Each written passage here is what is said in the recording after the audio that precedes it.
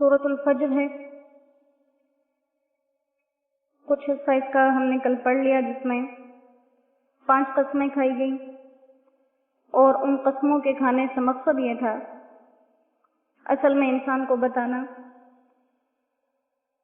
کہ تم اپنی دنیا کی زندگی میں جو کچھ اعمال کر رہے ہو، ان اعمال کے انجام سے لاپرواہ مت رہنا، بے پرواہ مت ہو جانا، کیونکہ اس کا تمہیں حساب دینا پڑے گا. آگے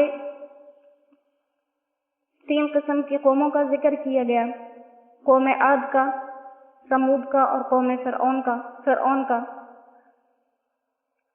اور بتایا گیا کہ ان لوگوں کے ساتھ کیا ہوا جب وہ حد سے بڑھ گئے.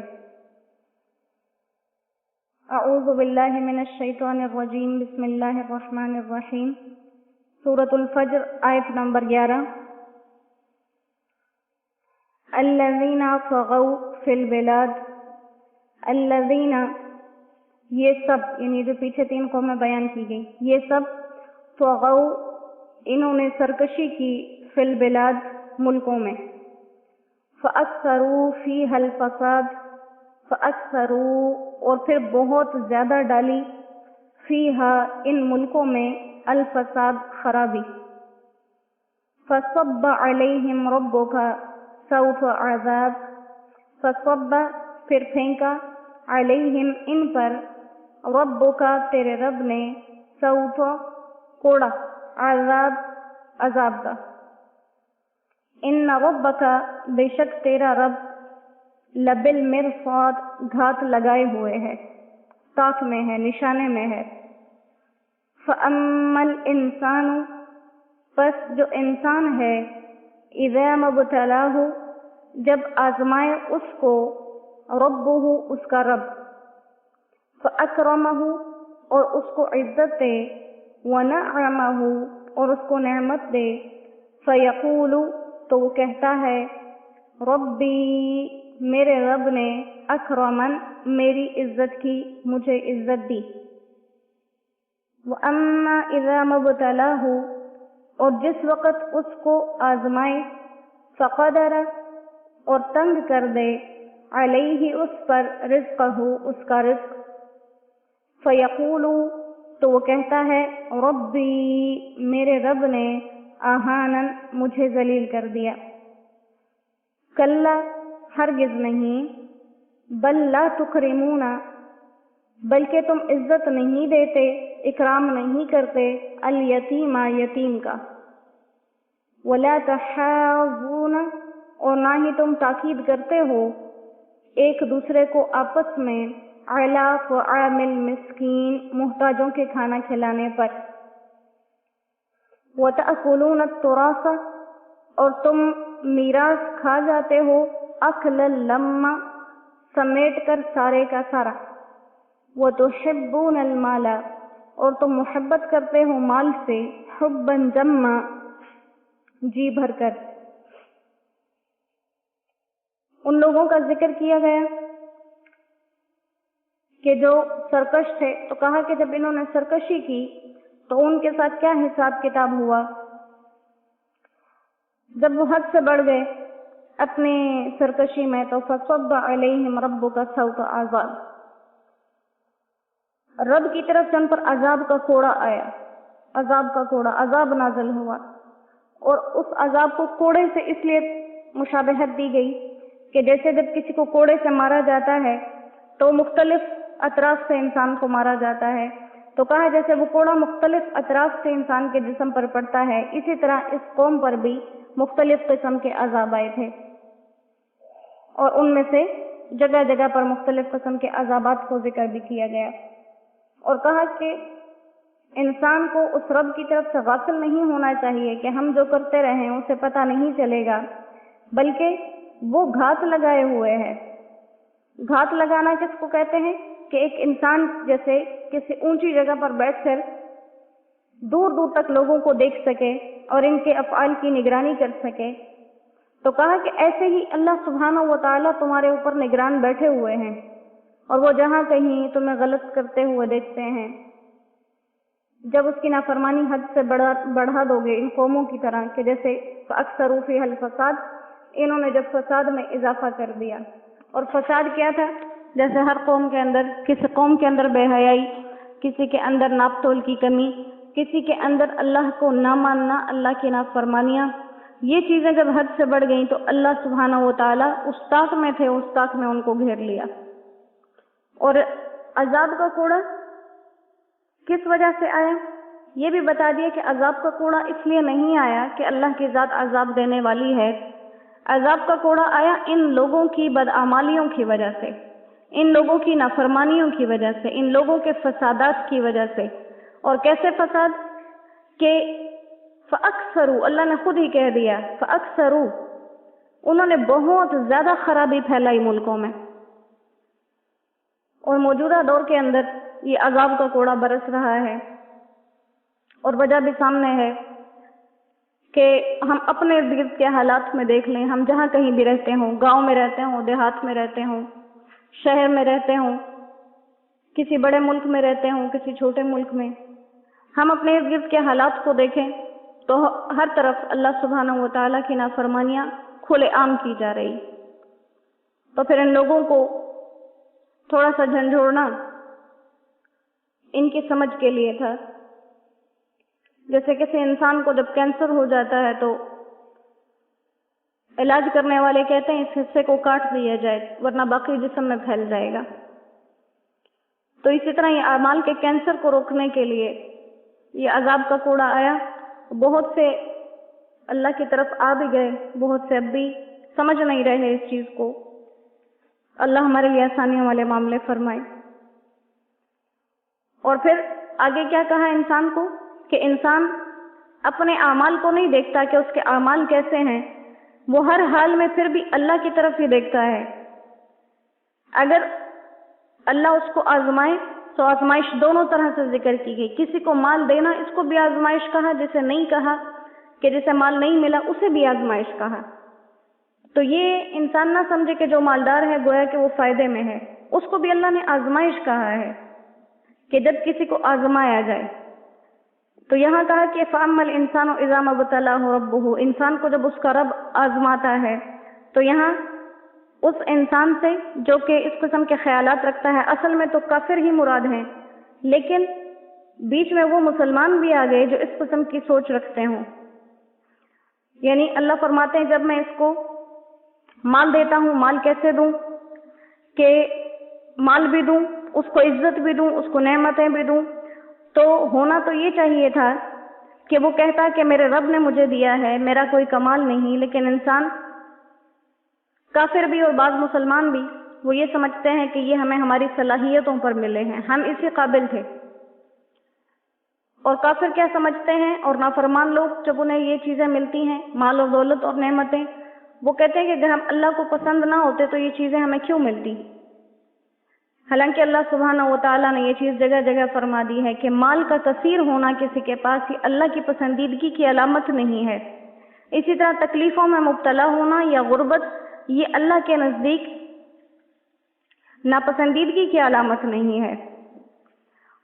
تو کہا کہ جب کسی انسان پر رزق کی وسعت ہوتی ہے اور وہ ان چیزوں کے اندر اکڑ میں آ جاتا ہے کہ میں اسی کا حقدار تھا، تو یہ بھی گویا اس نے اللہ کی نافرمانی کر دی. اور دوسری طرف اگر اسے اس طرح سے آزما لے کہ اس پہ رزق تنگ کر دے تو پھر وہ کیا کہتا ہے میرے رب نے مجھے ذلیل کر دیا. اور وہ کیا ایسا ہی خیال جو ہے کافروں کا ہوتا ہے اور اکثر مسلمانوں کا بھی، کہ جب ان پہ غربت آتی ہے تو وہ یہی خیال کرتے ہیں کہ شاید ہم اللہ کو پسند ہی نہیں، اسی لیے ہمارے ساتھ ایسا کیا گیا. تو اللہ سبحانہ و تعالیٰ نے معیار بتا دیا کہ یہ مال اور دولت کی کمی بیشی سے اللہ کے نزدیک عزتوں کے فیصلے نہیں ہوتے. ورنہ فرعون جس کا یہاں ذکر کیا گیا وہ خدائی کا دعویٰ کرتا تھا، یعنی اس سے بڑا غلط کام کسی نے آج تک نہیں کیا. خدائی کا دعویٰ کرتا تھا، لیکن علماء فرماتے ہیں کہ وہ جتنے عرصے اپنے اس دعوے خدائی میں رہا اور اس حکومت کے اندر رہا، کبھی اس کے سر میں بھی درد نہیں ہوا. اور پیغمبروں کے حالات ہم دیکھتے ہیں انہیں کس طرح سے ستایا گیا، یہاں تک کہ انہیں زندہ آریوں سے چیر دیا گیا. تو کیا وہ ناکام ہو گئے؟ تو اللہ فرماتے ہیں یہ دنیا کے مال و دولت کی کمی بیشی اور یہ حسب نسب، یہ عزتوں کے بھی معیار نہیں ہے اللہ کے نزدیک۔ جیسے صحابہ کرام کے بارے میں آتا ہے، صحابی رضی اللہ تعالیٰ عنہ، کافروں نے انہیں باندھا اور انہیں شہید کرنے لگے، تو جب انہیں شہید کرنے لگے تیر سے مارا دور سے کھڑے کر کے، تو جب وہ تیر ان کو لگا اور شہید ہونے کی کیفیت میں پہنچ گئے تو انہوں نے کہا کہ فزت ورب الکعبہ، رب کعبہ کی قسم میں تو کامیاب ہو گیا۔ اب وہ کافر سارے کے سارے حیران ہو گئے کہ جب انسان مر جاتا ہے تو یہ تو ناکامی کی علامت ہے، کیونکہ اس کے پاس کچھ کرنے کا، مزید زندہ رہنے کا وقت نہیں رہا۔ تو یہ کیسے کہہ رہا ہے کہ فزت ورب الکعبہ، رب کعبہ کی قسم میں تو کامیاب ہو گیا؟ تو پھر ان لوگوں نے سوچا اور ان کی سوچ نے پھر ان کو اسلام کی طرف توجہ دلائی کہ اصل میں جو اللہ کے لیے مر جاتے ہیں وہ کامیاب ہو جاتے ہیں، اللہ کے لیے مرنا ناکامی نہیں ہے۔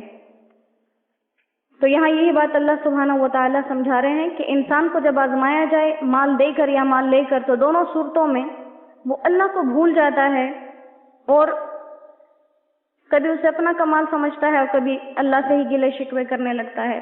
اور اللہ سبحانہ و تعالیٰ فرما رہے ہیں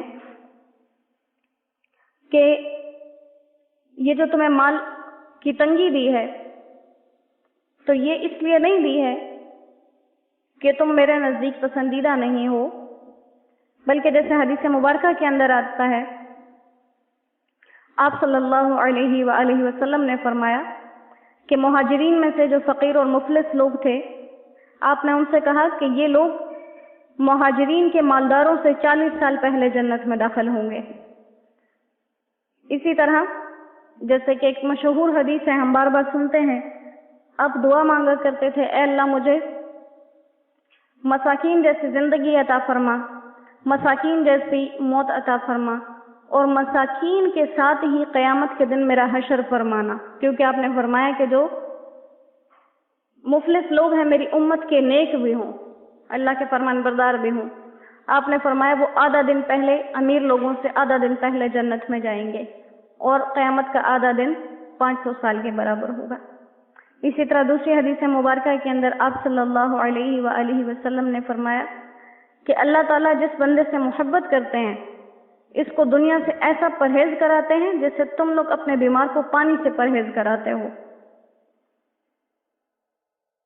لہذا یہ دنیا کی کمی اور بیشی یہ اللہ کے نزدیک پسندیدہ اور ناپسندیدہ ہونے کا کوئی معیار نہیں، اور اس بات کا اللہ سبحانہ و تعالیٰ نے آگے بتا بھی دیا کہ کلا، ایسا ہرگز نہیں ہے کہ تمہیں مال دیا تو اللہ کو پسند ہو، مال نہیں دیا تو اللہ کو ناپسند ہو، بلکہ کافروں کے کچھ آگے خصلتیں بتائیں کہ تم یتیموں کا اکرام نہیں کرتے، اکرام بمانا کہ ان کے حقوق ادا نہیں کرتے، ان پر خرچ نہیں کرتے، ان کی عزت نہیں کرتے، حالانکہ عقل کا تقاضا تو یہ تھا کہ جب ان کو اللہ نے تمہاری دست میں دے دیا ہے، تمہارے قابو میں دے دیا ہے، تو جو مال اللہ سبحانہ و تعالیٰ نے تمہیں دیا ہے تم اس پر یتیموں پر اس کو خرچ کرتے، ان کی ضروریات کو پورا کرتے، لیکن تم کیا کرتے ہو؟ نہ ان پر خرچ کرتے ہو، نہ ان کا خیال رکھتے ہو، الٹا ان کو اپنے بچوں کی نسبت حقیر اور ذلیل بھی سمجھتے ہو۔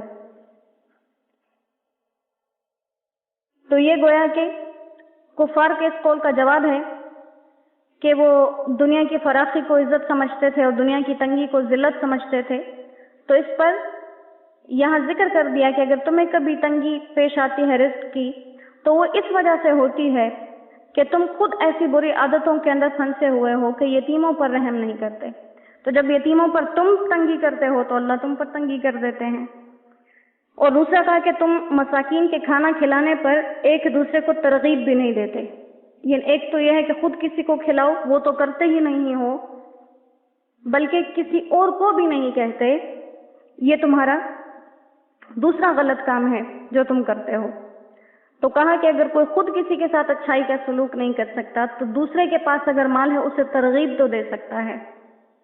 اور ہماری دنیا کا یہ دستور ہے، اگر ایک انسان خود کسی کے لیے کچھ نہیں کر سکتا اور وہ کسی مالدار سے کہہ دے کہ آپ کو تو اللہ نے دے رکھا ہے، فلاں نیکی کے کام میں خرچ کریں یا فلاں غریب کی مدد کریں، تو وہ کہتے ہیں کہ جب تمہیں اتنی باتیں کرنی آتی ہیں تو تم خود کیوں نہیں کر لیتے؟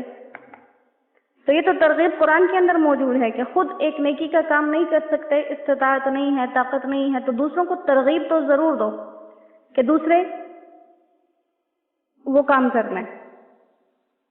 پھر تیسری بری عادت، اور یہی مساکین کو کھانا نہ کھلانا، دوسری جگہ پہلے بھی ایک دفعہ سبق میں یہ بات گزر چکی ہے کہ جب جہنمیوں سے پوچھا جائے گا کہ تمہیں جہنم میں کیوں پھینکا گیا، تو وہ پہلی وجہ یہ بیان کریں گے کہ ہم نماز نہیں پڑھتے تھے، اور دوسری وجہ یہ بتائیں گے کہ ہم مساکین کو کھانا نہیں کھلاتے تھے۔ تو یہ بہت اہم بات ہے، اور یہ اس وقت کی بہت بڑی ضرورت بھی ہے، اور غالباً اللہ سبحانہ و تعالیٰ ان حالات میں یہ آیات بار بار لا ہی اس لیے رہے ہیں کہ ہماری توجہ اس بات کی طرف رہے کہ اس وبا کے دور میں جتنے لوگ ہیں جو محتاج ہیں ان کی مدد کی جائے۔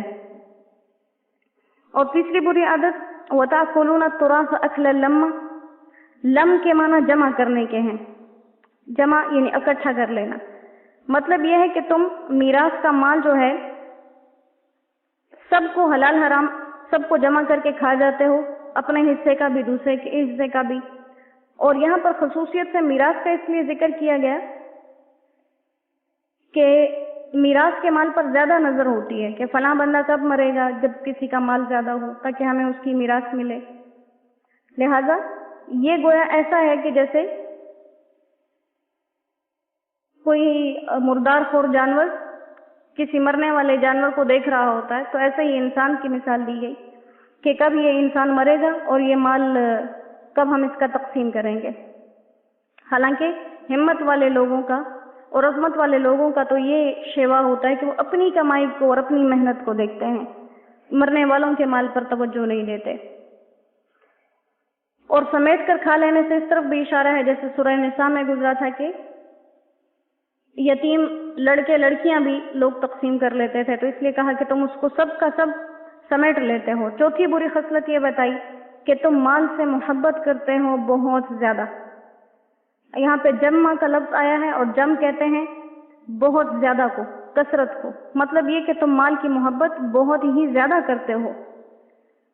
بہت اس طرف اشارہ کر رہا ہے کہ مال کی محبت ایک درجے میں انسان کا فطری تقاضا بھی ہے اور جائز بھی ہے، وہ مذمت والا نہیں۔